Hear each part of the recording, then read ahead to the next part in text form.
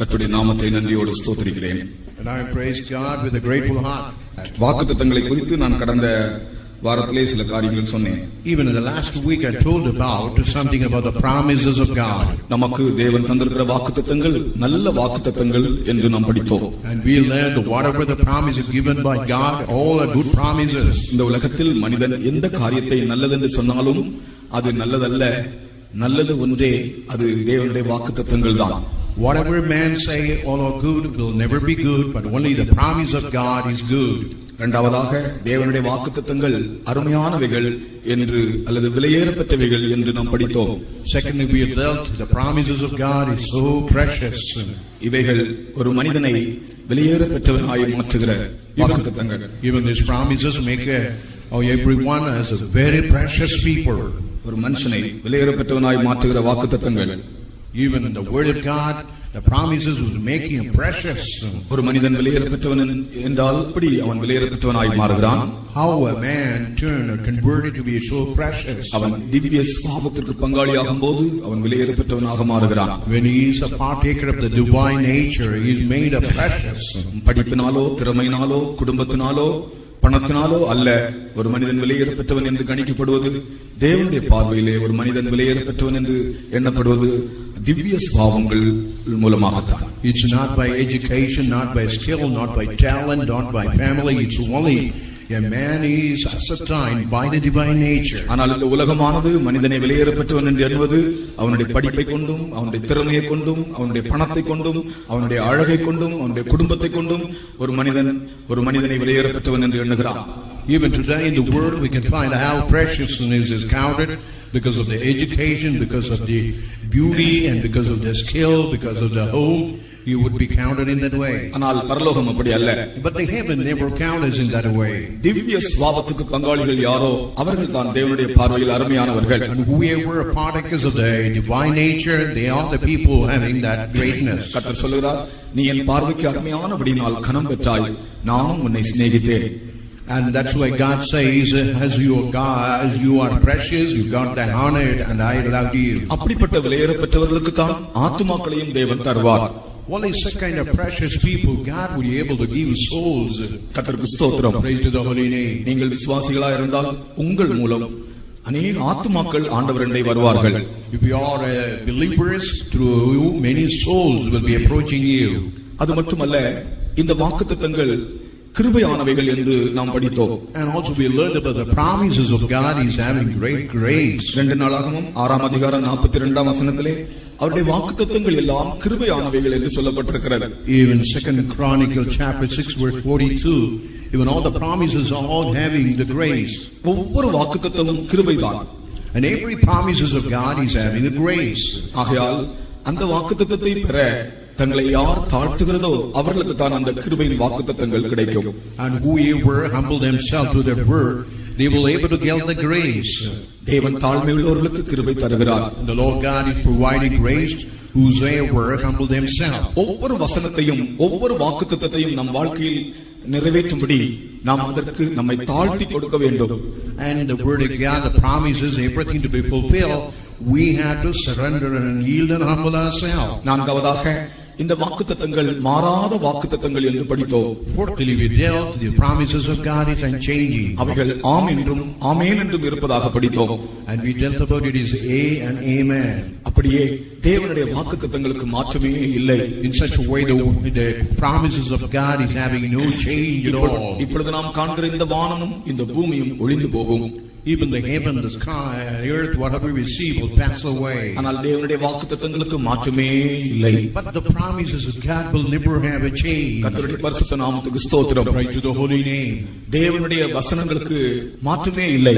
Even for the word of God there is no change at all. ஆகையால் ஒரு மனிதன் தேவனுடைய வசனத்தை நம்பி ஜீவித்தால் அவனுடைய வாழ்க்கை அசையாத வாழ்க்கையாக இருக்கும். If a man believe the word of God and live, his life will be unshakable life. கர்த்தராகிய இயேசு இந்த உலகத்தில் இருந்தபோது ரெண்டு விதமான வீட்டை குறித்து சொன்னார். Even when the Lord Jesus Christ on the earth, he was telling about two houses. ஒன்று மணலில் கட்டப்பட்ட வீடு.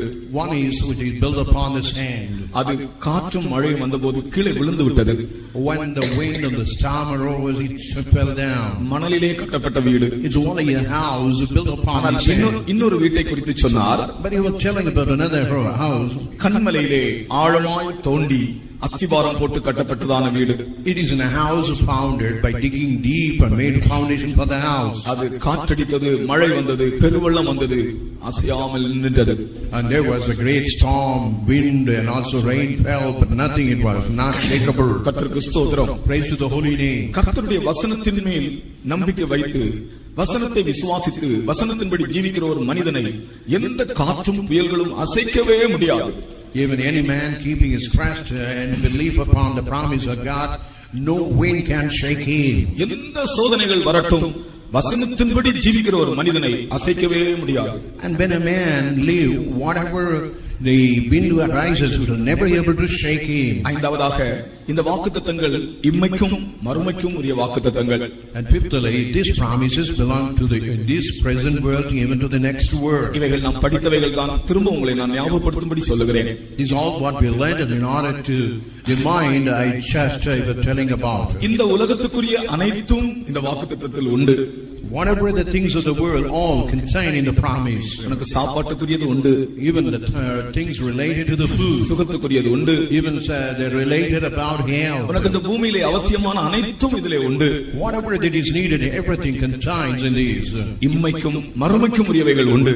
There are things present, things that are related to the present and to the next world. ஆகையால் இந்த வாக்குத்தத்தங்களை விசுவாசிக்கிறவன் இந்த உலகத்திலே ஜீவித்து மரித்து போனாலும் அவனுக்கு மரணத்துக்கு பின்பு ஒரு வாழ்க்கை உண்டு என்பதை நாம் அறிகிறோம். Even if a man live by the promise of God, when he die, after the death, he will have a life. கர்த்தருக்கு ஸ்தோத்திரம். Praise to the holy name. ஆறாவதாக And sixthly, இந்த வாக்குத்தத்தங்கள் நித்திய ஜீவன் என்று வாசிக்கிறோம். and we read about the promises bring about eternal life. இந்த வாக்குத்தத்தங்கள் தான் ஒரு மனிதனை ஜீவனுள்ளவராய் மாற்றுகின்றது. Only these promises make a man lively and with the life. இந்த வாக்குத்தத்தங்கள் மட்டும் இல்லாமல் போனால் ஒரு மனிதன் செத்தவன், மரித்தவன், ஜீவனற்றவன். If a man never have these promises, his life is dead, lifeless. ஆனால் ஒரு மனிதனுக்குள்ளே, ஒரு தேவனுடைய பிள்ளைக்குள்ளே தேவனுடைய வாக்குத்தத்தத்தை நம்பி விசுவாசித்தவன் ஜீவிப்பான் என்றால் அவன் ஜீவனுள்ளவன் என்று அழைக்கப்படுகிறான். Even the child of God, the man of God, when he believe the promises of God, he is termed to be a man with life. கர்த்தருக்கு ஸ்தோத்திரம். Praise to the holy name. நாம் எல்லாரும் ஜீவனுள்ளவர்களாக மாறி இருக்கிறோம். And we have been made as a people with a life. நீங்கள் வசனத்தை நம்புகிறீர்களா? Do you believe the word of God? வாக்குத்தத்தத்தை விசுவாசிக்கிறீர்களா? Do you believe the promises of God? நீங்கள் மரித்தவர்கள் அல்ல, நீங்கள் ஜீவிக்கிறவர்கள். You are not a dead person, but you are a lively people. ஏழாவதாக நாம் பார்க்கும்போது, seventhly, when we look, இந்த வாக்குத்தத்தங்கள் நித்திய வாசஸ்தலங்களுக்குரியவைகள் என்று வாசிக்கிறோம். the promises of God are related to the eternal habitation. ஒரு மனிதனை சீயோன், எருசலேம் என்கிறதான நித்திய வாசஸ்தலம் வரைக்கும் கொண்டு போகிறது.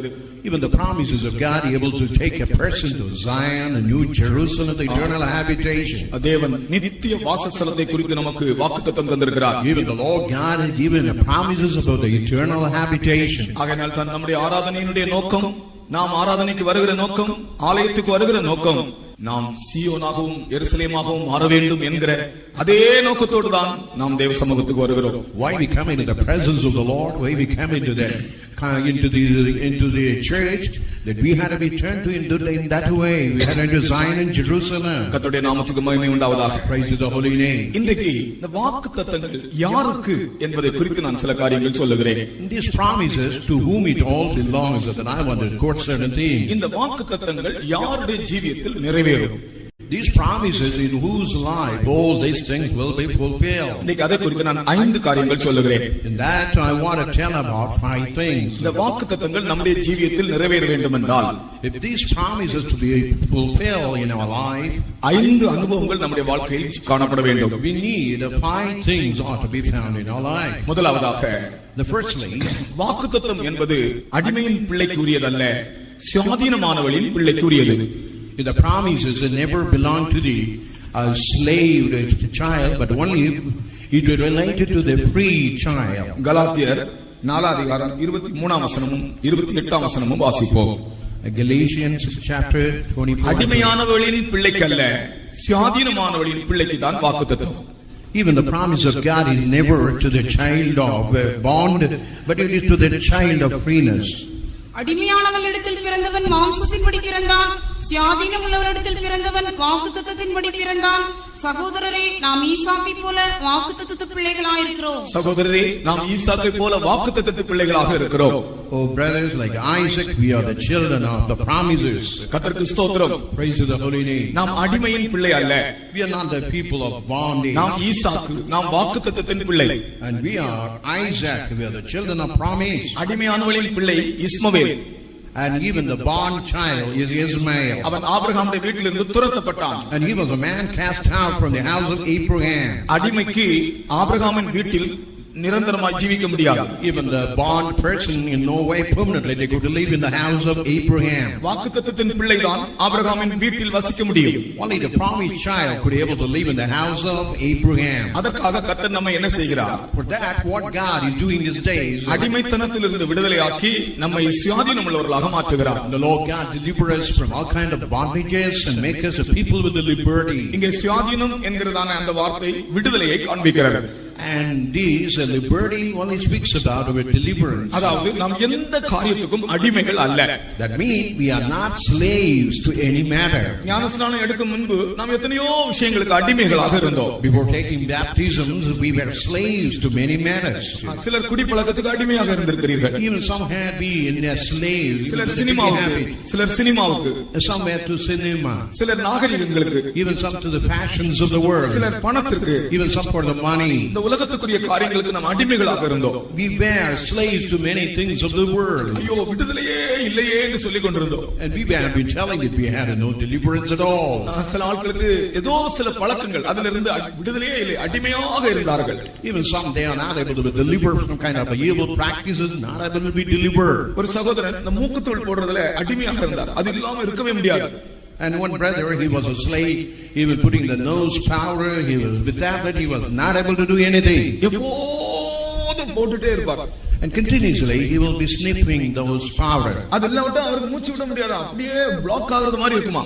And without that he cannot breathe, as if he was suffocating and blocking his breathing. அது ஒரு அடிமைத்தனம். It's something like a bondage. ஆனால் ரட்சிப்புக்குள்ளே வரும்போது அதிலிருந்து விடுதலை. But when he came into the salvation, he got the liberty. கர்த்தருக்கு ஸ்தோத்திரம். Praise to the holy name. Chain smokers இருக்கிறவங்க பாருங்க, எப்போதும் ஸ்மோக் பண்ணிட்டே இருப்பாங்க. ரட்சிக்கப்பட்ட பிறகு எப்படி இருக்க முடியும் அவங்களால? அது விடுதலை. Even the chain smokers, when they get the salvation, they won't be slave, but they are liberated from that habit. கர்த்தருக்கு ஸ்தோத்திரம். Praise to the holy name. விடுதலை பெறும்படி நாம் என்ன செய்ய வேண்டும்? To get the liberty, what we had to do. வேதவசனம் சொல்லுகிறது, even the word of God says, மனுஷன் மாத்திரமல்ல, it's not by men, சகல சிருஷ்டிகளும் விடுதலைக்காக தவித்து பிரசவ வேதனை படுகிறதா. even all the living creatures are travailing for their liberty. விடுதலைக்காக அனைத்து சிருஷ்டிகளும் தவித்து பிரசவ வேதனை படுகிறதா. Even all the living creature for the liberty, it is travailing much. நாம் என்ன செய்ய வேண்டும்? For that what we had to do in this day. நம்முடைய வாழ்க்கையிலே நமக்கு விடுதலை வேண்டும் என்றால் நமக்குள்ளே ஒரு தவிப்பு, ஒரு groaning, அல்லது அதை இன்னொரு வார்த்தையில சொல்லப்பட்ட ஒரு வேதனை, பிரசவ வேதனை வேண்டுமா? Only to have that the liberty, what we must have a groaning or travailing. ரோமர் 8 அதிகாரம் 23 வசனம் படிப்போம். Romans chapter 8 verse 23. ஆகையால் நமக்கு தெரிந்திருக்கிறபடி இதுவரைக்கும் சர்வ சிருஷ்டியும் ஏகமாய் தவித்து பிரசவ வேதனைப்படுகிறது. ஆவியின் முதற் பலன்களை பெற்ற நாமும் கூட நம்முடைய சரீர மீட்பாகிய புத்திர சுவிகாரம் வருகிறதற்கு காத்திருந்து நமக்குள்ளே தவிக்கிறோம். ஒரு காரியத்திலே உனக்கு விடுதலை வேண்டும் என்றால் நீ சாதாரணமாக இருக்க கூடாது, நீ தவித்து பிரசவ வேதனை பட வேண்டும். To get a thing to be done, you must never be in the ordinary state. You must groan and travail. நீ தேவ சமூகத்திலே எப்படிப்பட்ட வேதனையோடு இருக்கிறாயோ அந்த வேதனையை கண்டுதான் கர்த்தர் உன்னை விடுவிக்கிறார்.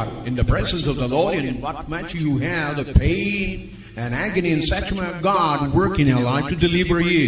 அழ வேண்டும். You had to cry and weep. Call வலிக்கும்போது அழல, When you have pain in your leg, கை வலிக்கும் போது நாம் அழல? when we have a pain in your hand, would you not put நம்முடைய சரீரத்தில் எங்கேயாவது ஒரு வேதனை வரும்போது நான் அழவில்லையா? would you not, when you have a pain in any part of the body, we cry?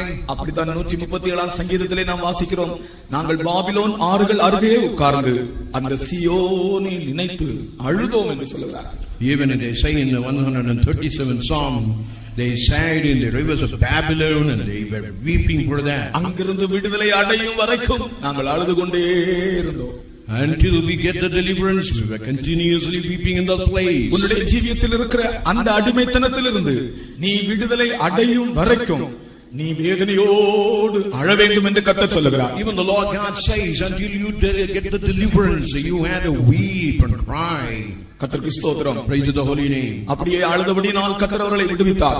As they wept before the Lord, God delivered them. வாக்குத்தத்தத்தை நீ சொந்தமாக்க வேண்டும் என்றால், You want to make the promises of God as your own. அழுது புலம்பி உன்னை தாழ்த்தி விடுதலை அடைய வேண்டும். You have to cry and humble and get the liberty and deliverance. அப்பொழுதுதான் கர்த்தருடைய வாக்குத்தத்தம் உன்மேல் நிறைவேறும். Only then the promises of God would be fulfilled upon you. அது மட்டுமல்ல, அடிமைத்தனத்திலிருந்து நாம் விடுதலை அடைய வேண்டும் என்றால் நம்முடைய ஜீவியத்திலே ஒரு ஆவிக்குரிய வளர்ச்சி உண்டாக வேண்டும். Want to be delivered from all bondages, we need a spiritual growth. கலாத்தியர் 4:1 நாம் படிக்கிறோம்.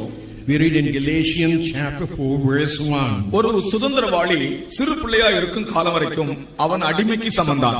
As long as he is a child, he is equal to a slave. ஒரு சுதந்திரவாளி ஒரு பிள்ளையா இருக்கிறது வரைக்கும் அவன் சுதந்திரவாளி அல்ல, அவன் வளர்ந்தால் தான் சுதந்திரவாளி. Even though he is a heir, as long as he is a child, when he grow, he could make us an heir. இந்த இடத்துல சிறு பிள்ளையை ஒரு அடிமைக்கு ஒப்பிடப்பட்டிருக்கிறது. Even the child is compared to the bond person. ஆவிக்குரிய ஜீவியத்திலும் கூட நாம் வளர்ச்சியற்றவர்களாக இருந்தால் நாம் அடிமைகள், நாம் சுயாதீனர் அல்ல. Even in a spiritual life, we don't have a growth. We are not a liberated people, but we are a slaves. இந்த சபைக்கு வந்து சேருகிறீர்கள், 1 வருடம் போகிறது, 2 வருடம் ஆகிறது, 3 வருடம் ஆகிறது, 5 வருடம் ஆகிறது, 10 வருடம் ஆகிறது. இந்த சபைக்கு நீ வந்து உங்கள் ஆவிக்குரிய ஜீவியத்திலே நீங்கள் வளர்ச்சி அடைந்தால்தான் நீங்கள் வாக்குத்தத்தங்களை பெற முடியும். You come for 1 or 2 years, 4 or 5 years. Only when you grow in the spiritual life, you can get the promise of God. கர்த்தருக்கு ஸ்தோத்திரம். Praise to the holy name. சிறு பிள்ளையாக இருந்தால், if you are like a child, ஒரு பெரிய பணக்காரனுடைய பிள்ளை சிறு பிள்ளையாகவே இருந்தால் அவன் சுதந்திரவாளி அல்ல. Even if a rich man, as long as he's a child, he will never be an heir. அவன் வளர்ந்தால் தான் சுதந்திரவாளி. Only when he grow, he can become an heir. அதுபோல நீ வாக்குத்தத்தத்தை சொந்தமாக்க வேண்டும் என்றால் உன் ஆவிக்குரிய ஜீவியத்தில் நீ வளர வேண்டும். If you want to make the promises of God as your own, you have to grow.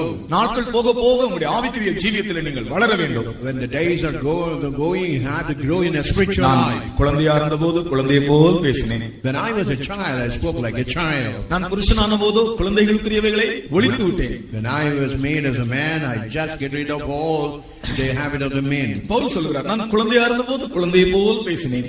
Even the apostle Paul said when he was a child, he spoke like a child. குழந்தையை போல் சிந்தித்தேன். And he thought like a child. ஆனால் நீ ஒரு புருஷனான போது குழந்தையை போல சிந்தித்தால் நீ எப்படிப்பட்ட ஒரு நிலைமையில் இருப்பாய் என்பதை நீ நினைத்து பார். When you are like a man, but when you think like a child, what state of life you are? நீ வளர வளர உன்னுடைய நினைவுகள், உன்னுடைய தாட்ஸ், உன்னுடைய எண்ணங்கள் ஒரு புருஷனுடைய எண்ணமாய் காணப்பட வேண்டும். When you grow, your thought, your imagination all be like a man. ஒரு குழந்தை நினைக்கிறது போல நீ நினைக்க கூடாது. You must not think like a child. உன்னுடைய எண்ணங்களிலே ஒரு வளர்ச்சி. Even in your mind, thinking there must be ஒரு வளர்ச்சி. Even in your words, there must be growth. உன்னுடைய பார்வையிலே ஒரு வளர்ச்சி. Even in your sight, there must be growth. உன்னுடைய நடத்தையிலே ஒரு வளர்ச்சி. Even in your behavior, there is a growth. அப்படிப்பட்டவர்கள் தான் வாக்குத்தத்தத்தை சொந்தமாக்க முடியும். Only that kind of persons could make the promises of their own. இந்த வாக்குத்தத்தம் என்பது அடிமைகளுக்கு அல்ல, வளர்ந்தவர்களுக்கு, சுயாதீனம் உள்ளவர்களுக்கு தான், விடுதலை உள்ளவர்களுக்கு தான் வாக்குத்தத்தம் சொந்தம். The promises is not to the slaves, only to the people who are liberated, who are grown. இரண்டாவதாக, and secondly, வாக்குத்தத்தம் யாருக்கு? The promises to whom it belongs. அப்போஸ்தலர் 1 வசனத்தின்படி Acts of Apostles chapter 1 verse 1. வாக்குத்தத்தம் யாருக்கு சொந்தம்? The promises to whom it belongs. எருசலேமிலே காத்திருக்கிறவர்களுக்கு சொந்தம். Whosoever that wait in Jerusalem. நீங்கள் போய் எருசலேமிலே வாக்குத்தத்தம் நிறைவேறும்படி காத்திருங்கள் என்று சொன்னார். Even the Lord God said you have to wait until it is fulfilled. அப்படியே இந்த நாட்களிலும் கூட யார் தேவ சமூகத்தில் காத்திருப்பதோ அவர்கள் தான் வாக்குத்தத்தத்தை சுதந்தரிப்பார்கள். Even in these days, whosoever wait in the presence of the Lord, they will be able to inherit the promises of God. நாம் எப்படி காத்திருக்க வேண்டும் என்று யூதா தெளிவாக எழுதியிருக்கிறார். In what a way we had to wait, even the Judah was telling very clearly. எப்படி காத்திருக்க வேண்டுமா? In what a way we had to wait. 21ஆம் வசனத்திலே தெளிவாக எழுதியிருக்கிறார். He writes very clearly in the 21st verse. நீங்களோ பிரியமானவர்களே, O beloved, உங்கள் மகா பரிசுத்தமான விசுவாசத்திலே உங்களை கட்டி எழுப்பிக் கொண்டு building up yourself on your most holy faith, பரிசுத்த ஆவிக்குள் ஜெபம் பண்ணி praying in the Holy Ghost, தேவ அன்பிலே உங்களை காத்துக்கொண்டு keep yourselves in the love of God, தேவனுடைய இரக்கத்துக்காக காத்திருங்கள் என்று எழுதுகிறார். looking for the mercies of the Lord Jesus வாசிங்க Christ. அந்த வசனத்தை. நீங்களோ பிரியமானவர்களே, உங்கள் மகா பரிசுத்தமான விசுவாசத்தின் மேல் உங்களை உறுதிப்படுத்திக் கொண்டு அல்லது கட்டி எழுப்பிக் கொண்டு பரிசுத்த ஆவிக்குள் ஜெபம் பண்ணி பரிசுத்த ஆவிக்குள் ஜெபம் பண்ணி தேவனுடைய அன்பிலே உங்களை காத்துக்கொண்டு நித்திய ஜீவனுக்கு ஏதுவாக நம்முடைய கர்த்தராகிய இயேசு கிறிஸ்துவினுடைய இரக்கத்தை பெற காத்திருங்கள். இப்ப இங்க காத்திருப்பதற்கு ஒரு டெபினிஷன் கொடுக்கிறார். And here he gives you a definition about in what a way we had to wait for the Lord. இந்த வாக்குத்தத்தம் நிறைவேறும்படி எந்த ஒரு வசனம் உன்னுடைய ஜீவியத்தில் ஒரு ஆசீர்வாதத்துக்காக நீ நிறைவேற வேண்டும் என்று நீ விரும்புகிறாயோ அதற்காக நீ காத்திருக்க வேண்டும். Whatever the word of God, the promises to be fulfilled in our life, you had to wait for that. எப்படி காத்திருக்க வேண்டுமா? In what a manner you had to wait. உங்கள் மகா பரிசுத்தமான விசுவாசத்தில் உங்களை கட்டி எழுப்பிக் கொண்டு and building yourself on your most holy faith. உன்னுடைய விசுவாசம் சாதாரணமான விசுவாசமா இருக்க கூடாது. Even the faith what we have must never be an ordinary faith. மகா பரிசுத்தமான விசுவாசத்திலே நீ உன்னை கட்டி எழுப்பிக் கொண்டிருக்க வேண்டும். And you must build yourself upon the most holy faith. கர்த்தருக்கு ஸ்தோத்திரம். Praise to the holy name. இந்த சபைக்குள்ள வரும்போது ஆண்டவர் நமக்கு படிப்பித்த ஒரு பாடம் அதுதான். While you enter the church, it is the lesson which God has taught us. சாதாரண ஒரு விசுவாசத்திலே நீ வாக்குத்தத்தத்தை சுதந்தரிக்க முடியாது. With the ordinary faith you cannot inherit the promises of God. இந்த படத்திலே பாருங்கள், இந்த படத்தில் இருக்கிறதான வீரர்கள் எல்லாரும் சாதாரணமான ஒரு விசுவாசத்தில் தேவனுடைய வாக்குத்தத்தங்களை சுதந்தரிக்கவில்லை. You can find a lot of heroes not with ordinary faith they were able to inherit the promises. இந்த சைடுல அந்த பக்கத்துல இருக்கிறதான படங்களை பாருங்கள், இதெல்லாம் பரலோக ராஜ்யத்துக்குரியதான ஓமைகள், பரலோக ராஜ்யத்தை குறித்து ஆண்டவர் பேசின ஓமைகள். And here you can find all these drawing it, all the parable regarding to the kingdom of heaven. சாதாரண ஒரு விசுவாசம் உடையவர்கள் ஒன்றும் இதை சுதந்தரிக்க முடியாது. Even an ordinary people with ordinary faith could not get able to inherit these promises. நீங்களோ பிரியமானவர்களே, உங்கள் மகா பரிசுத்தமான விசுவாசத்தின் மேல் உங்களை உறுதிப்படுத்திக் கொண்டு Oh beloved, building up yourself on your most holy faith. ஒரு சிறிய காரியத்துக்கு கூட உனக்கு விசுவாசம் இல்லாவிட்டால் நீ தேவனுடைய வாக்குத்தத்தத்தை எப்படி சுதந்தரிப்பாய்? Even for the little trifle thing, if you don't have faith, and how you could be able to inherit the great promises. சாதாரண விசுவாசம் போதாது, மகா பரிசுத்தமான விசுவாசம் வேண்டும். Not ordinary faith, but the most holy faith is required. அடுத்தது பரிசுத்த ஆவிக்குள் நீங்கள் ஜெபம் பண்ணி, And actually it said to pray in the Holy Ghost. பரிசுத்த ஆவிக்குள் ஜெபம் பண்ணி And pray in the Holy Ghost. பரிசுத்த ஆவி எதற்குன்னு கேக்குறாங்க. And they are asking why we need a Holy Ghost. பரிசுத்த ஆவி பெறாத சபைகளுக்கு நான் சொல்லுகிறேன். And I want to tell the church who never received the Holy Ghost. பரிசுத்த ஆவியின் அபிஷேகம் பெறாத சபைகளுக்கு நான் சொல்லுகிறேன். Now I want to tell the church which never received the anointing of the Holy Ghost. நாம் பரிசுத்த ஆவிக்குள்ளும் ஜெபிக்கலாம், பரிசுத்த ஆவி இல்லாமலும் ஜெபிக்கலாம். And we could pray within the Holy Spirit and without the Holy Ghost. ஆனால் இங்கே சொல்லப்பட்டிருக்கிற ஜெபம் பரிசுத்த ஆவி இல்லாமல் ஜெபிக்கிற ஜெபம் அல்ல, பரிசுத்த ஆவிக்குள் ஜெபிக்கிற ஜெபம்.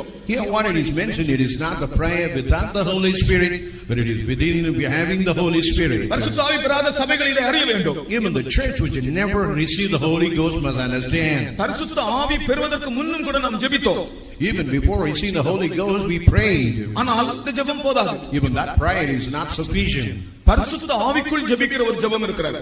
And there is a prayer praying in the Holy Ghost. அந்த பரிசுத்த ஆவிக்குள் ஜெபிக்கிற ஜெபம் தான் தேவனுடைய மனதிற்கு ஏற்ற ஜெபமாக இருக்கும். Even the prayer which is made in the Holy Ghost, that will be according to the mind of God. பரிசுத்த ஆவிக்குள் ஜெபம் பண்ணி and praying in the Holy Ghost. மூன்றாவது தேவ அன்பிலே உங்களை காத்துக்கொண்டு, thirdly keep yourself in the love of God. காத்திருக்க வேண்டிய விதம் எப்படி என்று சொல்லுகிறார். And he is mentioning in what a manner we had to wait for the Lord. காத்திருக்கிறது ஒரு 10 நாள் உபவாசம் எடுக்கிறேன், 21 நாள் உபவாசம் எடுக்கிறேன், 7 நாள் உபவாசம் எடுக்கிறேன், 41 நாள் உபவாசம் எடுக்கிறேன், அதுன பிரயோஜனம் கிடையாது. It's not waiting just take for 10 days, 21 days, 40 days as 7 நாள் உபவாசம், 21 நாள் உபவாசம், 41 நாள் உபவாசம் இதெல்லாம் எடுக்கிறவங்களை குறித்து ரொம்ப ஜாக்கிரதையா இருக்கணும். And 7 days, 21, 41 days of fasting, beware of that. நான் எனக்கு அப்படிப்பட்ட ஆட்களை சீக்கிரம் நம்ப மாட்டேன். I don't believe those people who take such kind of fastings. நினைத்த உடனே ஒரு 7 நாள் உபவாசம் எடுப்பாங்க. When they think immediately they go for 7 days fasting. நினைத்த உடனே ஒரு 9 நாள் உபவாசம் எடுப்பாங்க. When they think they will go for 9 days fasting. 41 நாள் உபவாசம் எடுப்பாங்க. For 41 days fasting. ஆனால் சுபாவத்துல ஒரு மாறுதலையும் காண முடியாது. But in the nature you can't find any kind of change. அப்படி அல்ல. நாம் எப்படி காத்திருக்க வேண்டும்? But wow, in what a manner we had to wait for the Lord. பரிசுத்தமான விசுவாசத்திலே உன்னை உறுதிப்படுத்திக் கொண்டு that you keep yourself upon the most holy faith. அசையாத விசுவாசம். It is untenable faith. ஆமென். தேவ சமூகத்தில் காத்திருக்கிறாய் ஒரு காரியத்துக்காக. அசையாத ஒரு விசுவாசம் உனக்கு தேவை. You are waiting in the presence of the Lord. What it is so required? You require untenable faith. பரிசுத்த ஆவிக்குள் ஜெபம் பண்ணி and you had to pray in the Holy Ghost. தேவ அன்பிலே உன்னை காத்துக்கொண்டு keeping yourself in the love of God. நம்ம இருதயமெல்லாம் தேவ அன்பினால் நிரம்பி இருக்க வேண்டும். Even our heart must be filled with the love of God. 41 நாள் உபவாசம் எடுத்தாலும் நீ யாரோடையாவது பேசாமல் இருக்கிறாயான்னு கேட்டா ஆமா பேசாம இருக்குது. அது அப்படிதான் ஆன்சர் வரும். Even the people 41 நாள் உபவாசம். Even the people who take 41 days of fasting, have you not talking with anybody? They say yes. தேவ அன்பினால் உங்களை காத்துக்கொண்டு but you had to keep yourself in the love of God. கர்த்தருடைய அன்பினால் நாம் நிரம்ப வேண்டும். And you had to fill with the love of God. இந்த மூன்று விஷயத்தையும் சொல்லிவிட்டு தான் அவர் சொல்கிறார் தேவனுடைய இரக்கத்தை பெற காத்திருங்கள். And after that he says you had to wait to get the mercies of the Lord. நீ மகா பரிசுத்தமான விசுவாசத்தில் உன்னை உறுதிப்படுத்திக் கொண்டு and you had to build upon yourselves upon the most holy faith. ஜெபம் பண்ணி and pray in the Holy Ghost. தேவனுடைய அன்பிலே உன்னை காத்துக்கொண்டு keeping yourself in the love of God. தேவ சமூகத்திலே அவருக்காக காத்திருந்தால் when you wait in the presence of the Lord உனக்கு இரக்கம் கிடைக்கும். then you will be able to derive mercy. வசனம் உனக்கு பலிக்கும். even the promise of God will come upon you. எந்த காரியத்திற்காக ஜெபிக்கிறாயோ அந்த காரியம் கர்த்தர் உனக்கு நிறைவேற்றி தருவார். whatever you pray that matter God will make it a prosperous upon you. இந்த மகா பரிசுத்தமான விசுவாசம் என்று சொல்கிறது உபதேசத்தையும் காண்பிக்கிறது. even the most holy faith refers about the doctrine. அதனால தான் நான் சொல்றேன் சபைக்கு வர்றவங்க உபதேசத்துக்கு விரோதமா ஒரு காரியமும் செய்யக்கூடாது. and ask the people who come to the church they never do anything against to the doctrine. உபதேசத்துக்கு விரோதமா வசனத்துக்கு விரோதமா ஒரு காரியமும் செய்யக்கூடாது. you should never do anything against the doctrine or against the word of God. ரகசியமா உங்க வீட்ல உங்க குடும்பத்துல அல்லது உங்களுடைய வேலையில நீங்கள் வசனத்துக்கும் உபதேசத்துக்கும் விரோதமா செய்துட்டு யாருக்கும் தெரியாது என்று சொல்லக்கூடாது. even in our family, in our working place, when you do against the word of God, the doctrine, you must never say I never do that. கர்த்தருக்கு ஸ்தோத்திரம். praise to the holy name. வசனத்துக்கு விரோதமாய் ஒரு காரியமும் நாம் செய்யக்கூடாது. we should never do anything contrary or against the word of God and God doctrine. அப்படி நம்முடைய வீட்ல யாராவது அப்படி ஏதாவது செய்திருந்தால் நாம் வந்து உடனே யோசுவாவுக்கு சொல்லிரணும். எங்க வீட்ல இப்படி ஒரு காரியம் நடந்திருக்குன்னு சொல்லி அந்த வீட்ல உள்ள யாராவது அறிஞ்சவங்க உடனே வந்து யோசுவாவுக்கு சொல்லணும். if anybody did anything, whoever found a member of the family, they must come voluntarily and tell to Joshua. ஆகான் திருடி எடுத்துட்டு வந்த உடனே மனைவி ஓடி ஓடி ஓடி போய் பெய்தோம்ல போய் யோசுவாவுக்கு சொல்லி இருக்கணும். and even while Achan had brought all those things, he might have running and would have acknowledged those things. ஐயா எனக்கு தெரியாது என் புருஷன் இது போல திருடி கொண்டு வந்துட்டான். oh I never know, my husband had stolen all these things. அவள் சொல்லாதபடினால as she was not able to tell that, அவங்க பிள்ளைகளும் சொல்லாதபடினால as even the children had not told all those, கல்லறையின் போது எல்லாரும் எரியப்பட்டார்கள். while they were stoned, they were all stoned together. அதனால நீங்கள் தேவ சமூகத்திலே காத்திருப்பது என்று சொன்னால் இந்த மூன்று அனுபவங்களோடு நாம் காத்திருக்க வேண்டும். அப்பதான் வாக்குத்தத்தம் நிறைவேறும். even they are waiting for the Lord, when you wait for three things, then only the promises of God will be fulfilled. மூன்றாவதாக and thirdly, இந்த வாக்குத்தத்தம் யாருக்கு? even this promise to whom it belongs, சோதனையை சகிப்பவர்களுக்கு. only the people who ever endure temptation. யாக்கோபு முதல் அதிகாரம் 12ஆம் வசனத்திலே தெளிவாக கூறுகிறார். even James chapter 1 verse 12 he says very clearly, சோதனையை சகிக்கிற மனுஷன் பாக்கியவான், அவன் உத்தமன் என்று விளங்கின பின்பு கர்த்தர் தம்மிடத்தில் அன்பு கூறுகிறவர்களுக்கு வாக்குத்தத்தம் பண்ணின ஜீவ கிரீடத்தை பெறுவான். சோதனையை சகிக்கிற மனுஷன் பாக்கியவான். the man who ever endured the temptation is a blessed. சோதனையை சகிக்கிற மனுஷன்தான் அந்த வாக்குத்தத்தத்தை சுதந்தரிக்கிறான். And whoever endure the temptation, he is able to inherit the promises. ஆவிக்குரிய ஜீவியத்திலே நமக்கு சோதனைகள் வரும். Even in the spiritual life, you would have temptations. ஆனால் சோதனையை நாம் சகிக்க வேண்டும். முதலாவது, But first thing, what we had to do, we had to endure temptations. ஜெயிப்பதற்கு முன்பு நாம் சோதனையை சகிக்க வேண்டும். Before triumphing over these temptations, we must be able to endure. சோதனையை சகிப்பவர்களுக்கு தான் வாக்குத்தத்தம் நிறைவேறும். Whosoever endure these temptations, the promises will be fulfilled. சோதனையை சகிக்க நமக்கு என்ன வேண்டும்? To endure temptations, what we had to do, நமக்கு முதலாவது தேவ பக்தி வேண்டும். first we need the godliness. பக்தி உள்ளவர்களை தான் கர்த்தர் சோதனையிலிருந்து தப்புவிக்கிறார். Only the people who are godly, God is able to deliver out of temptation. 2 பேதுரு 2ஆம் அதிகாரம் 9ஆம் வசனத்திலே, And 2 Peter 2nd chapter verse 9. கர்த்தர் தேவபக்தி உள்ளவர்களை சோதனையினின்று ரட்சிக்கவும் அக்கிரமக்காரரை ஆக்கினைக்குள்ளானவர்களாக நியாயத்தீர்ப்பு நாளுக்கு வைக்கவும் அறிந்திருக்கிறார். தேவ பக்தி உள்ளவர்களை சோதனையினின்று தப்புவிக்கிறார். Even the people who are godly, he is able to deliver from all kind of temptations. நமக்கு சோதனையின் வேளையிலே தேவ பக்தி வேண்டும். In the time of the temptation, we need much godliness. கர்த்தருக்கு ஸ்தோத்திரம். Praise to the holy name. அவருடைய வசனத்தின் மேல் நாம் சார்ந்திருக்க வேண்டும். We had to rely upon his word of God. தேவனுடைய ஆவியினால் நாம் பலப்படுத்தப்பட வேண்டும். And we had to be strengthened by his word. அப்படி சோதனையை சகிப்பவர்கள் தான் வாக்குத்தத்தத்தை சுதந்தரிப்பார்கள். And whosoever endure temptation, they will inherit the promises. எத்தனையோ தேவனுடைய பிள்ளைகள் பாருங்கள், எவ்வளவோ சோதனைகள் மத்தியிலே சகித்து சகித்து சகித்து கடைசியிலே ஜெயம் எடுத்தார்கள். Even the people in the midst of all temptation, they endured and endured, finally they got triumph. நம்முடைய சபையில எத்தனையோ பேரை பற்றி எனக்கு தெரியும். Even in our church, I know about many. பயங்கரமான சோதனைகளிலே, Even in the midst of all much temptations, அவர்கள் தேவ பக்தியோடு கூட சகித்தார்கள். with all godliness, they were enduring that. கர்த்தருக்காக அவர்கள் நின்றார்கள். Even they were able to stand merely for the Lord. ஒரு முழு குடும்பமும் பயங்கரமான டைபாய்டு வியாதியினால் முழு குடும்பமும் படுத்திருக்கிறார்கள். Even the whole family were lying under the sickness of typhoid. தகப்பன், தாய், மகன், மருமகள் 4 பேர். And even the father, mother, and son-in-law, all 4 together. அவர்களை கவனிப்பதற்கு கூட யாருமே இல்லை. Even there were none given to look after them. ஆனால் அந்த சோதனையின் வேளையிலே எல்லாரும் சொல்லுகிறார், நீ அவர்கள் பிழைப்பார்களோ தெரியாது. விசேஷமாக அவர்களுடைய மகனும் மருமகளும் 2 பேரும் ஒரேடியாக சாக போறது போல் இருக்கிறது. ஆனால் அவர்களிடத்திலே கேட்டால், நாங்கள் ஆண்டவருக்காக மரிக்கவும் ஆயத்தமாக இருக்கிறோம் என்று சொல்லுகிறார்கள். Even they were found in the point of death. Even somebody questioned, even the son and the daughter-in-laws told, even we are ready to die. பக்தி உள்ளவனை கர்த்தர் தமக்காக தெரிந்து கொண்டார். Even the Lord God had chosen the godly for himself. தேவ பக்தி உள்ளவனை சோதனையிலிருந்து தப்புவிக்கிறார். Even the Lord God, whoever godly, he is delivering out of all temptations. சோதனையை சகிக்கிற மனுஷன் பாக்கியவான். And whosoever endure the temptation, they are blessed. நீ சோதனை ஒரு கஷ்டம் வரும்போது அதிலிருந்து வெளியே வருவதற்காக முதலாவது பாராதே, அதை சகிக்கும்படி நீ கர்த்தரிடத்திலே கிருபை கேள். Whenever you say have a temptation, don't try to come out, but you ask the Lord to get the grace to endure. இயேசு சிலுவையை சகித்தார். Even the Lord Jesus Christ, you bore on the cross. அவன் சிலுவையை சகித்தார் என்றுதான் சொல்லப்பட்டிருக்கிறது. Even it is said that he will endure cross. கர்த்தர் உனக்கு கிருபை தருகிறார் அந்த வேளையிலே. In that circumstance, God is giving grace. அடுத்ததாக, And actually, இந்த வாக்குத்தத்தம் யாருக்கு? this promise is to whom it belongs. தேவனிடத்தில் அன்பு கூறுகிறவர்களுக்கு. And whosoever that love God. யாக்கோபு 2ஆம் அதிகாரம் 5ஆம் வசனம். And James chapter 2 verse 5.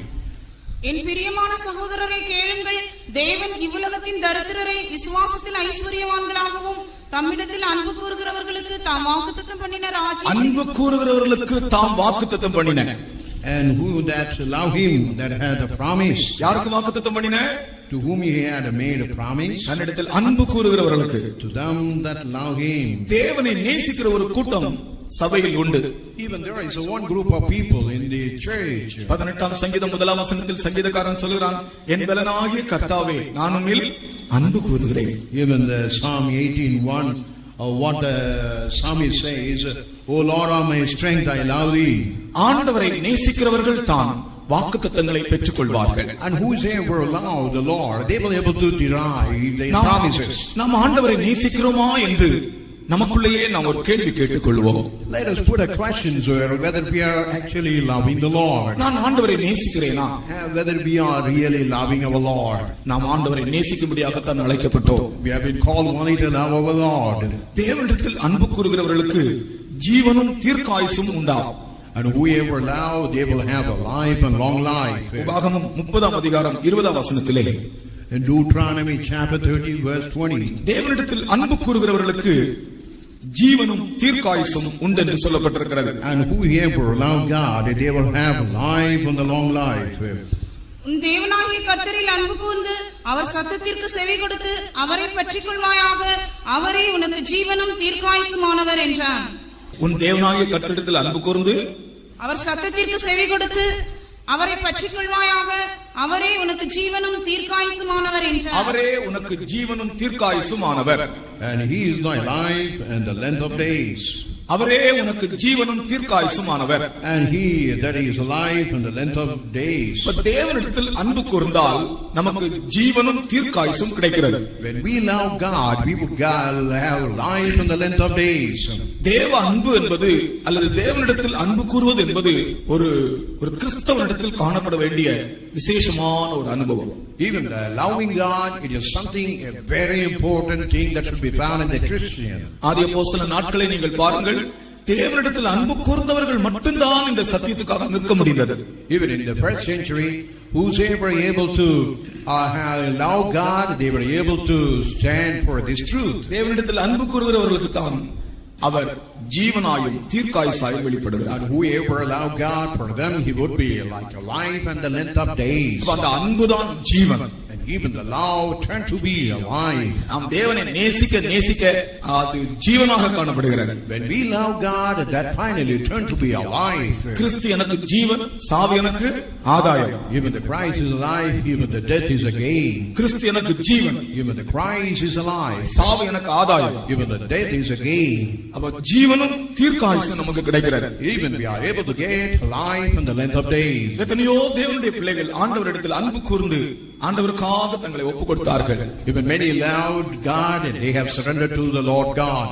அன்பு கூறுவோருக்கு அவர் வாக்குத்தத்தம் பண்ணின என்று சொல்லப்பட்டிருக்கிறது. And whosoever love the thing that he had made the promise. தேவனை நேசிக்கிறவர்கள் தான் வாக்குத்தத்தத்தை சுதந்தரிக்க முடியும். And whosoever love God, they will be able to inherit the promises. கடைசி நாட்களிலே சம்பவிக்கிற காரியம், அநேகருக்குள் அன்பு தணிந்து போகும். What will happen in the last days? The love will wax cold. அக்கிரமம் மிகுதியாவதினாலே அநேகருடைய அன்பு தணிந்து போகும். And the wickedness, the iniquity will abound. Even the love will wax cold. சபையிலே தேவனுடைய அன்பு அநேகரிலே தணிந்து போகும். Even in the church, the love of God will be waxing cold. அன்பு தணியும் போது ஜீவன் குறையும், தீர்க்காயுசும் குறையும். When that love decreases, the life and the length of days will decrease. அந்த அன்புதான் அந்த ஜீவனுக்கு ஒரு ஆதாரமாக இருக்கிறது. Even that love, it is something, a basis and fulcrum for the life. கர்த்தருக்கு ஸ்தோத்திரம். Praise to the holy name. யாக்கோபை பற்றி சொல்லப்பட்டிருக்கிறது, அந்த பென்யமீன், அவன் நேசித்த மகனுடைய பேர் என்ன? பென்யமீன். அவனுடைய ஜீவனும் இந்த யாக்கோபுடைய ஜீவனும் ஒன்றாக இசைந்து இருந்ததா. Even the life of Joseph and Benjamin, they're all united together. ஆதியாகமம் 44:30. அவருடைய ஜீவன் இவனுடைய ஜீவனோட ஒன்றாய் இணைக்கப்பட்டிருக்கிறபடியினால் அவர் இளையவன் வரவில்லை என்று அறிந்த மாத்திரத்தில் இறந்து போவார். எங்க அப்பாவுடைய ஜீவனும் இந்த பென்யமீனுடைய ஜீவனும் ஒன்றாக இணைந்து இருக்கிறது அன்பினாலே. அன்பு. Even my father Jacob and even Benjamin, both are united in love. அவனை அதிகமாக நேசித்தபடியினால் இவனுடைய ஜீவனும் அவனுடைய ஜீவனும் ஒன்றாக இணைந்து இருக்கிறது. As they both loved each other, his life and his life both intermingled. இவனை பிரித்தால் அவர் இறந்து போவார். when he is separated, his father would die. அப்படித்தான் ஆண்டவரை நாம் நேசிக்க நேசிக்க நம்முடைய ஜீவன் அவருடைய ஜீவன் ஒன்றாக இணைகிறது. Whenever we love God more and more, our life and his life, it will intermingle. பிரிக்கவே முடியாத ஒரு அன்பு. It is a love where nobody can separate. அதுதான் கிறிஸ்தவ ஜீவியம். That is the Christian life. ஆண்டவரை நேசிக்க நேசிக்க ஆண்டவருடைய ஜீவனோடு நாம் இணைக்கப்படுகிறோம். Whenever we love more and more, we are just intermingled with God. அவருடைய ஜீவனும் நம்முடைய ஜீவனும் ஒன்றாகிறது. His life and our life, they are intermingled. அப்படிதான் நாம் பிரிக்க முடியாத ஒரு இடத்திலே வருகிறோம். We come to a state where we will never be separated. கர்த்தருக்கு ஸ்தோத்திரம். Praise to the holy name. நீங்கள் எத்தனை பேர் ஆண்டவரிடத்தில் அன்பு கூறுகிறீர்கள்? How many of you really loving your God? நான் ஆண்டவரை நேசிக்கிறேன். I'm loving my God. அவருடைய ஜீவன் என் ஜீவனோடு இணைந்திருக்கிறது. His life is just united with my life. ஆண்டவருடைய அன்பிலிருந்து என்னை பிரித்தால் நான் மரித்து போவேன். If I am separated from the life of God, I would be dead. அது பிரிக்கவே முடியாது. No way it could be separated. ஆண்டவரை நான் நேசிக்கிறேன். I'm loving my God. என்னுடைய ஜீவன் அவருடைய ஜீவனோடு இணைக்கப்பட்டிருக்கிறது. My life is something next to his life. என்னை பிரித்தால் நான் இறந்து போவேன். If I am separated, I would die. உங்களுக்கு விளங்கினதா இப்பொழுது? Can you able to understand now? அந்த அன்புதான் அந்த ஜீவன். And that love is called that life. அந்த அன்பு கூறுகிறவருக்கு தான் அந்த ஜீவன் இருக்கும். As long as the love is there, the life will be there. என் பலனாகிய கர்த்தாவே நான் உம்மிடத்தில் அன்பு கூறுகிறேன். Oh, I love thee, O Lord of my strength. அப்படிதான் தேவனை அநேகர் நேசித்தார்கள். In such a way, many loved God. கடைசி நாட்களிலே இப்படி நேசிக்கிறவர்கள் தான் ஆண்டவருக்காக ஜீவிக்க முடியும். Only the people who love God could be able to live for him. அடுத்ததாக Nextly, வாக்குத்தத்தம் யாருக்கு? the promises of God to whom it belongs. எபிரேயர் 10:36 சொல்லுகிறது, பொறுமை உள்ளவர்களுக்கு தான் வாக்குத்தத்தம். Even Hebrew chapter 10 verse 36, it says the people who are patient. நீங்கள் தேவனுடைய சித்தத்தின்படி செய்து வாக்குத்தத்தம் பண்ணப்பட்டதை பெறும்படிக்கு பொறுமை உங்களுக்கு வேண்டியதாயிருக்கிறது. கர்த்தருக்கு ஸ்தோத்திரம். Praise to the holy name. சுயாதீனமுள்ள விடுதலை உள்ளவன் வாக்குத்தத்தத்தை சுதந்திரிக்கிறான். The man who is liberated able to inherit the promise. காத்திருக்கிறவர்கள் சுதந்திரிக்கிறார்கள். Even the people who wait for the Lord able to inherit the promise. சோதனை சகிக்கிறவர்கள் சுதந்திரிக்கிறார்கள். Even the people who endure temptation able to inherit the promise. அன்பினால் அவருடைய ஜீவனோடு இணைக்கப்பட்டவர்கள் சுதந்திரிக்கிறார்கள். The people by love united with his life able to inherit the promise. பொறுமை உள்ளவர்கள் தான் வாக்குத்தத்தத்தை சுதந்திரிப்பார்கள். The people who have patience they will able to inherit the promise. உங்கள் பொறுமையினால் உங்கள் ஆத்துமாக்களை காத்துக்கொள்ளுங்கள். With your patience keep your soul. லூக்கா 9:41 படிக்கிறோம். Luke 1:46 we read about. எத்தனையோ பேர் வாழ்க்கையில பொறுமை இல்லை. Even many in the life they don't have patience. பொறுமை இல்லாதபடியால் அவர்கள் ஆண்டவருடைய ஆசீர்வாதங்களை இழந்து போகிறார்கள். As they don't have a patience, they lose all the blessings of the Lord. பொறுமையை கர்த்தர் நமக்குள் உருவாக்குகிறார். Even the Lord God is creating the patience in us. பொறுமை எப்படி வருமா? In what a way the patience would come in us. தேவனுடைய வசனத்தால் வருமா? It all will come only through his word. ரோமர் 15:4 வாசித்து பாருங்கள். You read Romans chapter 15 verse 4. தேவ வசனத்தினால் உண்டாகும் பொறுமையினாலும் தேவ வசனத்தினால் உண்டாகும் பொறுமை. Here the patience out of the word of God. கர்த்தருடைய வசனத்தை விசுவாசிக்க அந்த வசனம் ஒரு மனிதனை பொறுமை உள்ளவனாய் மாற்றி விடுகிறது. As we believe more and more, that word of God make him more patient. அந்த வசனத்துக்கு ஒரு capacity. Even that word of God is having such a power, that capacity. கர்த்தருக்கு ஸ்தோத்திரம். Praise to the holy name. அந்த வசனத்துக்கு அப்படி ஒரு தன்மை. Even that word of God is having such a trend. அந்த வசனத்தை விசுவாசிக்கிற ஒரு மனிதனை பொறுமைசாலியாக மாற்றுகிறது. Whosoever believe that word of God making a man with patience. அதனால் தானே தேவனுடைய வசனம் பெரிய விசேஷமானது. That's why the word of God is so great. இந்த வசனத்தை விசுவாசிக்கிறவன் பொறுமைசாலியாய் மாறுகிறான். Whosoever believed this promise, he became a man of patience. ரொம்ப பொறுமை கிடைக்கும். They will get more patience. உங்கள் பொறுமையினால் உங்கள் ஆத்துமாக்களை காத்துக்கொள்ளுங்கள். Keep your souls with all patience. அவன் நமக்கு பொறுமை இழந்துட்டோம்னா நம்ம ஆத்துமா நஷ்டப்பட்டு போகும். If you lose patience, we will lose our soul. உலகத்துல கூட சொல்லுவாங்க, பொறுத்தார் பூமி ஆழ்வாராம். Even in the world, they will say a proverb who is able. உலகத்துல கூட சொல்லுவாங்க பொறுத்தார் பூமி Alvar. If they are so patient, they can rule upon the earth. அதை விட ஒரு மேன்மையான பொறுமையை தான் கர்த்தர் நமக்கு தந்திருக்கிறார். Even the Lord had given much more that kind of patience. வசனம் நமக்குள்ளே ஒரு பொறுமையை உருவாக்குகிறது. The word of God is able to create one kind of patience in us. அந்த பொறுமை என்ன செய்கிறது? What that patience is doing in us, வாக்குத்தத்தத்தை நாம் பெற்றுக்கொள்ளும்படி உதவி செய்கிறது. it always helps us to receive the promises. ஆகையால் தான் பாருங்க, வாக்குத்தத்தத்துக்காக காத்திருக்கிறவங்க அவசரப்பட மாட்டாங்க. Whosoever waiting for the promises of God, they will never be hasty. அவசரப்பட மாட்டாங்க. They won't be so hasty. பொறுமையோடு இருப்பாங்க. They will be with all patience. கர்த்தருடைய நாமத்துக்கு ஸ்தோத்திரம். Praise to the holy name. அவங்களுக்கு தெரியும் மிஞ்சி ஒன்று நடக்காது. They know well nothing will go exceeding the limit. யாராவது வந்து என்னுடைய ஆசீர்வாதத்தை பெற்று விடுவாரா? Would anybody come and take my blessings? சவுலை பாருங்க, தாவீது வந்து என்னுடைய சிங்காசனத்தை சுதந்தரித்து விடுவானா? Even Saul had a great suspicion whether David would come and take his throne. சவுலுக்கு ஒரு சந்தேகம். Even Saul had such a suspicion. அவனுக்கு பொறுமையே இல்ல. He had no patience at all. அதனால அவன் சுத்திட்டே இருக்கிறான். That's why he was going on loitering, roaming about. தாவீதை கொல்லும்படி wanting to kill David. அமைதியே இல்ல. No peace of mind. ஒரு பொறுமைசாலிக்கு அமைதி இருக்கும். Yeah, patient will have this kind of patience. கர்த்தரை அறியாமல் ஒன்று எனக்கு வராது. Without the knowledge of God, nothing will occur. ஒரு தலையில முடியாத கீழே விழாது. Even the hair found in my head will never fall. ஆமென். பெருமை உள்ளவனை காட்டிலும் பொறுமை உள்ளவன் நல்லவன், பெரியவன். Even it is better than the proud than the proud. அதனால இந்த பொறுமை என்கிற சுபாவத்தை நீங்கள் ஒவ்வொருவரும் உங்கள் ஜீவியத்தில் பாதுகாக்க வேண்டும். Even this kind of patience in our life we had to very deeply preserve it. வாக்குத்தத்தம் என்பது பொறுமை உள்ளவர்களுக்கு தான் சொந்தமாகும். The promises is only to the people who are having the patience. யோபின் பொறுமையை பாருங்கள் என்று சொல்லுகிறார். Even he says, let's look into the patience of Job. இவ்வளவு பயங்கரமான சோதனை அவனுக்கு வந்த போதிலும், even though he had such a terrible temptation and trials, அவன் என்ன சொன்னான்? what he was able to tell, என் மீட்பர் உயிரோடு இருக்கிறார். and he was able to tell, my Redeemer is alive. கர்த்தர் தந்தார், கர்த்தர் எடுத்தார். God had given and he has taken it away. அவருடைய நாமத்துக்கு ஸ்தோத்திரம். And glory be to his name. கர்த்தரிடத்தில் நன்மையை பெற்ற நாம் தீமையை அனுபவிக்க வேண்டாமா? As we got the goodness from the Lord, and not that we had to undergo evil. நிதானமாக பேசினானாம். And he was speaking with all patience. நம்முடைய பொறுமையை இழக்க கூடாது. We should never lose our patience. எந்த காரியமானாலும் நம்முடைய பொறுமையை இழக்க கூடாது. Whatever the circumstance, we will never lose our patience. ஆண்டவரே எனக்கு பொறுமை தாரும் என்று நீ கேட்க வேண்டும். You must ask the Lord God, give me the patience. வசனத்தினால் அது உண்டாகிறது. It's all because of the word of God. வசனத்தை தியானிக்க பொறுமை கிடைக்கிறது.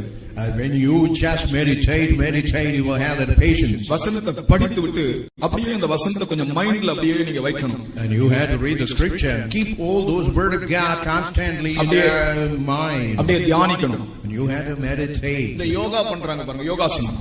Something like a yoga. நீங்கள் வேத வசனத்தை அப்படியே தியானித்து ஒரு யோகா பண்ணி பாருங்க. Just you meditate the word of God and do the yoga like. தேவனுடைய வசனத்தை உங்களுடைய மனதிலே அப்படியே வைத்து பாருங்கள். Just you try to keep the word of God in your mind. அப்படியே தியானித்து பாருங்கள். Just you meditate that word of God. Retreat, அதான் உண்மையான retreat. And that is the real retreat. தியானித்து பாருங்கள். Just you meditate. நீங்க உங்களை அந்த வசனம் உங்களை பொறுமை உள்ளவர்களாய் மாற்றுகிறது. That word of God will make you more patient, man with patience. வேலைக்காரருடைய கண்கள் எஜமானை நோக்கி இருக்குமா போல. Just like the servant which is looking in the hands of the master. வேலைக்காரருடைய கண்கள் எஜமாட்டியை நோக்கி இருக்குமா போல. The eyes of the handmaid looking into the hand of the mistress. கர்த்தர் இரக்கம் செய்யும் வரைக்கும். ஹalleluya. Until the Lord God will show his mercy. ஒரு நாள் ரெண்டு நாள் அல்ல. It's not a one day or 2 days. கண்டிப்பாக இரக்கம் செய்வார். அவர் இரக்கம் செய்யும் வரைக்கும். Until certainly he will do mercy until he does that mercy. நான் பொறுமையோடு அவருக்காக காத்திருப்பேன். And I will be with all patience, I will be waiting for the Lord. வாக்குத்தத்தம் கண்டிப்பாக எனக்கு சொந்தமாகும். The promises certainly will be made as my own. எத்தனை பேர் அப்படி விசுவாசிக்கிறீர்கள்? How many of you believe that? அப்படியே முழங்கால் போடுங்கள். With that you just stand on a kneel. வாக்குத்தத்தம் யாருக்கு சொந்தம்? To whom the promises belong. அடிமையின் பிள்ளைக்கு அல்ல. It's not for the child of a bondwoman. சுயாதீனம் உள்ளவளின் பிள்ளைக்கு.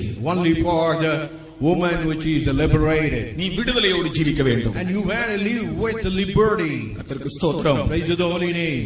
நீ கர்த்தருக்கு காத்திருக்க வேண்டும். And you had to wait for the Lord. சோதனையை சகிக்க வேண்டும். You had to endure temptations. அன்பு கூற வேண்டும். You had to love the Lord. பொறுமை உள்ளவர்களாய் காணப்பட வேண்டும். You had to exercise the love of God. அப்படினால் கர்த்தர் வாக்குத்தத்தத்தை நமக்கு நிறைவேற்றுவார். Then God will fulfill His promises. அவருடைய வார்த்தையின் எழுத்தாகலும் உருப்பாகலும் மாறி போவதில்லை. Even the word, the alphabet will never change. எல்லாரும் கர்த்தரை விசுவாசியுங்கள், வாக்குத்தத்தங்களை விசுவாசியுங்கள். Let's all believe God and His promises. அப்படியே நோக்கி பாருங்கள். Then you look unto the Lord. வேலைக்காரனுடைய கண்கள் எஜமானை நோக்குமா போல.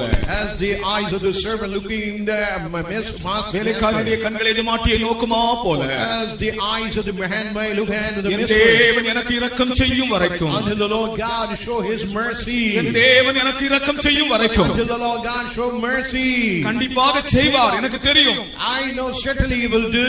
அவர் செய்யும் வரைக்கும் நான் பொறுமையோடு இருப்பேன். Until you do that, and I will keep my patience. அவர் உண்மை உள்ளவர். And He is a faithful God. வாக்குத்தத்தம் பண்ணினவர் உண்மை The உள்ளவர். Lord God who made promise a faithful God. வாக்கு மாற மாட்டார். And He will never change. விசுவாசிக்கிறேன். I believe. கர்த்தரை நோக்கி மன்றாடுங்கள். I just you beseech you, Lord. கர்த்தர் நிச்சயமாக செய்வார். The Lord certainly will do for you. வாக்குத்தத்தத்தை அப்படியே நிறைவேற்றுவார். And He will fulfill the promises exactly. கர்த்தருடைய வார்த்தையில் மாற்றமே இல்லை. There is no change for His word. அது என் வாழ்க்கையில் நிறைவேறும். It will be fulfilled in my life. என் குடும்பத்தில் நிறைவேறும். It will be fulfilled in my family. வேலையிலே அது நிறைவேறும். Even in my job it will be fulfilled. கர்த்தருடைய வாக்குத்தத்தத்துக்கு மாற்றமே இல்லை. There is no change for the promises of the Lord. நான் கர்த்தருடைய வாக்குத்தத்தத்தை நம்பி ஜீவிக்கிற ஒரு தேவனுடைய பிள்ளை என்று சொல்லுங்கள். You say I am the child of God who believe the promises of God. வாய் திறந்து சத்தமாய் சொல்லுங்கள். You just open your mouth to the loud voice you acknowledge. நான் ஒரு உலக மனுஷன் அல்ல.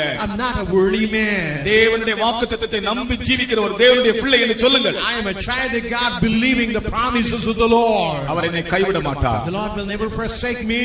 அவர் வாக்கு மாற மாட்டார். He will never change your அவர் உண்மை promises. உள்ளவர். And He is faithful. அவருடைய வேளையிலே அந்த வாக்குத்தத்தத்தை என்னில் நிறைவேற்றுவார். Even in the day He will fulfill promise in my life. நிச்சயமாக நான் ஜெயம் பெறுவேன். Certainly I will overpower and triumph. நான் வெட்கப்பட்டு போக மாட்டேன். I will never be put to shame. Hallelujah hallelujah amen. சொந்தமாக்குங்கள், சொந்தமாக்குங்கள். Make it as your ஹalleluya ரகசியாலா மகாராஜுலா தாவே தாவே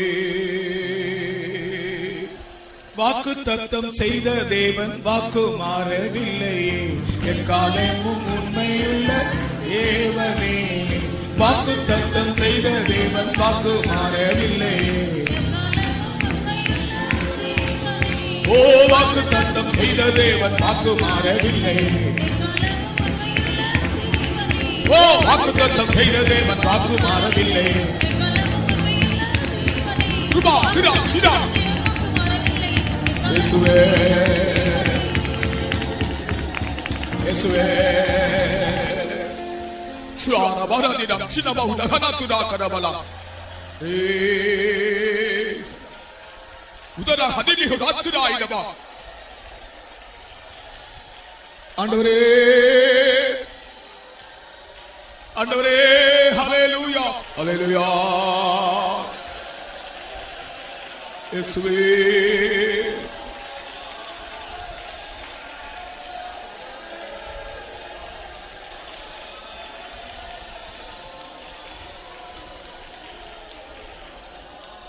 ஸ்தோத்திரம் பண்ணுவோம். ஸ்தோத்திரம் ஸ்தோத்திரம் ஸ்தோத்திரம் ஸ்தோத்திரம் ஸ்தோத்திரம் ஸ்தோத்திரம் ஸ்தோத்திரம் ஸ்தோத்திரம். கர்த்தர் நமக்கு தந்த வசனங்களுக்காக ஸ்தோத்திரம் பண்ணுவோம். ஸ்தோத்திரம் ஸ்தோத்திரம் ஸ்தோத்திரம் ஸ்தோத்திரம் ஸ்தோத்திரம் ஸ்தோத்திரம். ஜெபம் பண்ணலாம். ஆண்டவரே நாங்கள் நினைத்திருக்கிறோம் கர்த்தாவே. ஆண்டவரே இந்த சாயங்கால வேளையில கர்த்தர் சற்று நேரம் கர்த்தர் சமத்தில் அந்த கர்த்தாவை நான் விருப்பப்பட ஆண்டவரே வசனங்களை கர்த்தாவே தியானிக்க எங்களுக்கு வந்தபடியால் நன்றுடைய சோறு நாங்கள் நினைத்திருக்கிறோம் கர்த்தாவே. சோத்திரியம் கொண்டு வந்து ஒவ்வொரு பிள்ளைகளுக்காக நாங்கள் நினைத்திருக்கிறோம். ஆண்டவரே ஆவினால் நிறைந்த கத்தாவே கத்தருக்குள் மனமடைய உதவி செய்தபடியா நம்மை செதுக்கிறோம் கத்தாவே. இந்த வேளையில கத்தாவே நிலங்களுக்கு தந்ததான தேவ ஆலோசனைக்காக நாங்கள் செதுக்கிறோம் ஐயா. கத்தாவே சுவாமியோடு தான் கத்தாவே வாக்கு தத்தம் உண்டு கத்தாவே. அன்னைக்கு வாக்கு தத்தம் இல்லை கத்தாவே. அதை பெற்றுக்கொள்ள வேண்டுமானாலும் சமையல சூழ்ச்சிகளை கத்தாவே அவளோடு தவிக்கிறது போல எங்களோட ஜீவத்தில கத்தாவே ஒரு தவிக்கிறான அனுபவத்தை பெற்று எங்களோட வாக்கு தத்தத்தை பெற்றுக்கொள்ள நேர் உதவி செய்ய வேண்டும் என்கிறோம் ஐயா. நாங்கள் காத்திருந்தால் தானே வாக்கு தத்தத்தை பெற்றுக்கொள்ள முடியும் சுவாமி. தேவ அன்புதான் நிறைந்து விசுவாசத்தை காத்து அன்று கொண்டிருக்கிறது தானே வாக்கு தத்தத்தை பெற்றுக்கொள்ள முடியும் கத்தாவே. ஆண்டவரே சோதனை செய்து சலித்து கத்தாவே சுவாமி தேவக்தியுள்ளது தானே ஆண்டவரே வாக்கு தத்தத்தை பெற்றுக்கொள்ள முடியும் கத்தாவே. பிறந்த உள்ளது தானே கத்தாவே வாக்கு தத்தத்தை பெற்றுக்கொள்ள முடியும் கத்தாவே. அதனால் நாட்களை கத்தாவே நாங்கள் கேட்டதான வசன பிரகாரம் ஆண்டவரே எங்களுடைய ஜீவத்தை காத்துக்கூட விஷயமாக கத்தாவே எங்களோட பொறுமையினால எங்களோட ஆத்துமாக்களை கத்தாவே காத்துக்கொள்ளக்கூடிய கிருபை எங்களுக்கு ஒவ்வொருவருக்கும் தாருமையா. வசனத்தை கேட்டு விட்டுடாதே அந்த வசனத்தின் படி தங்களுடைய ஜீவத்தை சரிப்படுத்தி சீர்படுத்தி எப்படியாவது கத்தாவே இந்த வழியில காணப்பட வேண்டுமே என்றான வாஞ்சோடு கத்தாவே ஒவ்வொரு தங்களோட ஓடத்தை ஓட நேர உதவி செய்ய வேண்டும் கெஞ்சிரம் கத்தாவே. எங்கள் வேதவானத்தை நீங்கள் ஆசீர்வாதமாக தந்த முடியாத சோத்திரம் ஆண்டவரே. 3 நாள் நடந்ததான கத்தாவே அந்த கூட்டங்கள் மூலமாக அந்த தேசத்தில் இருந்த கத்தாவே ஒரு ஆத்துமாக்களை ரட்சித்து கத்தருக்கு வெளியே கத்தாவே ஒரு ஆத்துமாக்களை நீ எழுப்ப வேண்டும் கெஞ்சிரம் ஐயா. ஏசப்பா நாங்கள் தெரிகிறோம் கத்தாவே எப்படியா இந்த மதுரை தேசத்தை கத்தாவே ஒரு ரட்சிப்பை தாரும் ஆண்டவரே. கல்லை மண்ணை விக்கிரங்களை மறைந்து கொண்டே தேவனற்றவர்களாயிருக்கிற ஜனங்களை ஜீவன தேவனை காணும்படியாக அவருடைய கண்களை திறக்க வேண்டும் கெஞ்சிரம் ஐயா. வியாதியஸ்தர்களெல்லாம் இறங்கும் அற்புதமான உடனே தாருக்கு தாவே. நாங்கள் கடைசி நாட்கள் வந்திருக்கிறோம். எந்த வேலை கத்தோட வெறியானாலும் சந்திக்கங்களும் ஆயத்தப்படுத்தோம் தாழ்த்தும் நகரங்களும் ஒப்படைக்கிறோம் இயேசுவின் நாமத்தில் பிதாவே. ஸ்தோத்திரம் பண்ணுவோம். நம்முடைய கர்த்தராகிய இயேசு கிறிஸ்துவின் கிருபையும் பிதாவாகிய தேவனுடைய அன்பும் பரிசுத்த ஆவியின் ஐக்கியமும் நம் அனைவரோடும் சதா காலங்களிலும் தங்கியிருப்பதாக. அல்லேலூயா, அல்லேலூயா, அல்லேலூயா.